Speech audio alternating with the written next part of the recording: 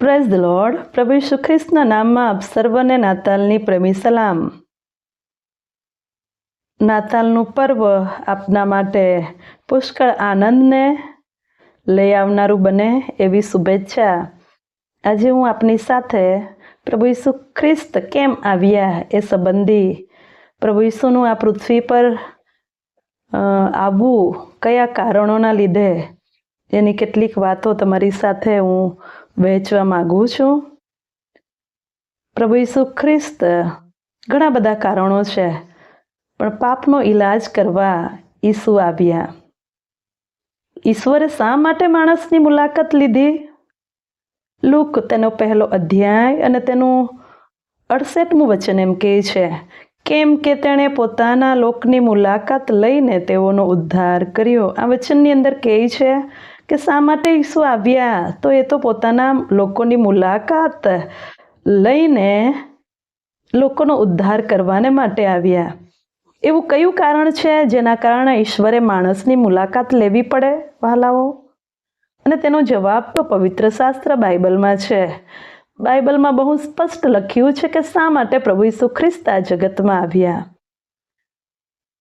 Look 1:31ના વચનમાં પણ જ્યારે સ્વર્ગદૂતે કહ્યું, મરિયમની મુલાકાત લીધી ત્યારે,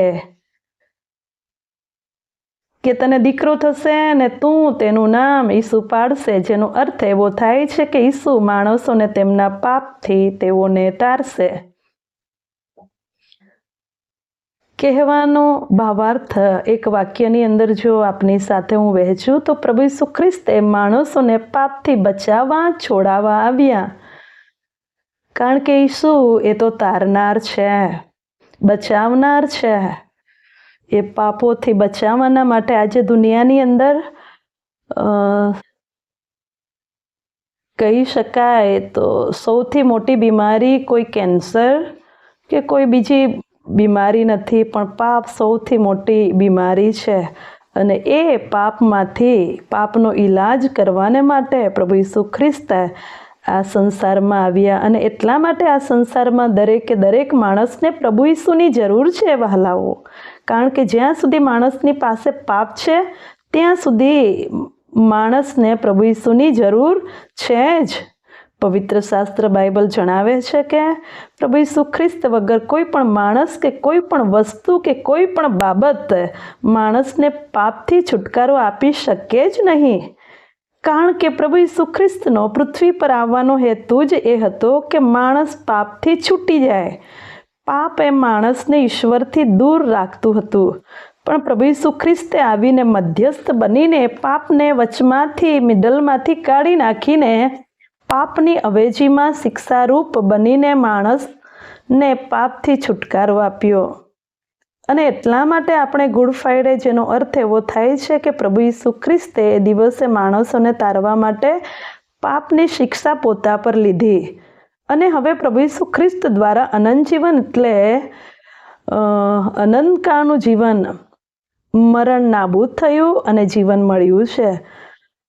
અને હવે કોઈ પણ માણસ પ્રભુ ઈસુ ખ્રિસ્ત દ્વારા ઈશ્વરના સનાતન રાજ્યમાં જઈ શકે છે વહાલાઓ. સ્વર્ગમાં તો બધાને જવું છે, પણ સ્વર્ગમાં જવા માટે લાયકાત પણ જરૂરી છે. તમે સ્વર્ગમાં જવાની ઈચ્છા રાખી શકો છો, પણ લાયકાત વગર સ્વર્ગમાં જઈ શકાતું નથી. સ્વર્ગમાં જવા માટે જે અવરોધક બાબત છે તે તો પાપ છે, અને પાપ એ માણસને ઈશ્વરથી, સ્વર્ગથી દૂર રાખે છે. અને આ ખૂબ મોટો પ્રશ્ન હતો. તેના જવાબ રૂપે નાતાલ પ્રભુ ઈસુ ખ્રિસ્તના એક સામર્થ્ય નામમાં આપણી પાસે આવે છે. હાલેલુયા. પ્રભુ ઈસુ ખ્રિસ્ત એ નાતાલના દિવસે જન્મ લઈને માણસોને પાપથી છુટકારાનું અનોખું નજરાણું ભેટ પૂરી પાડે છે. પ્રભુ ઈસુ ખ્રિસ્તે માણસોને છોડાવવા માટે પોતે માણસોના અવેજીરૂપ બન્યા. અને જે શિક્ષા માણસોને થવાની હતી એ પોતે ઈસુએ ગ્રહણ કરી. અને હવે શું થયું? કારણ કે એ પોતે ઈશ્વર હતા, અને એટલા માટે ઈસુ મરણ ઉપર સજીવન થયા. બાઇબલ પવિત્ર શાસ્ત્ર કહે છે, ત્રીજા દિવસે મૃત્યુને હરાવી દીધું પ્રભુએ. મૃત્યુના બંધનને તોડી નાખ્યું. સજીવન થઈ દર્શન આપી ચમત્કારિક રીતે સ્વર્ગમાં ગયા અને વાયદો પ્રતિજ્ઞા આપી કે હું તમને ફરી પાછા લેવા આવીશ અને આપણે તેમની ભક્તિ કરીએ છીએ, કારણ કે એ એવા ઈશ્વર છે કે જે તમને પ્રેમ કરે છે, એ એવા ઈશ્વર છે કે જે તમારા માટે બધું જ કરવા તૈયાર છે, તે એવા ઈશ્વર છે કે જે તમને લેવા માટે આવવાના છે. અને ઈસુએ કહ્યું છે કે જ્યાં હું રહું છું ત્યાં તમે પણ રહેશો. મતલબ એવો છે કે પ્રભુ ઈસુ ખ્રિસ્ત સ્વર્ગમાં રહે છે તો તમે પણ સ્વર્ગમાં જઈ શકો છો. અને એટલે વિશ્વાસુ તરીકે જેઓ પ્રભુ ઈસુ પર વિશ્વાસ કરે છે તેઓ ગર્વથી કહી શકે છે કે તેઓ સ્વર્ગના વારસ છે. આમેન.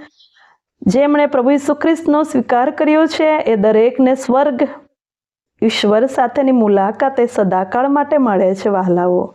માટે આ જ મુલાકાત અનુભવો ખાતરી તમે કરવા કે મેળવવા માગો છો તો એક વખતે પ્રભુ ઈસુ ખ્રિસ્તને પોતાના હૃદયમાં આમંત્રણ આપીને તો જુઓ.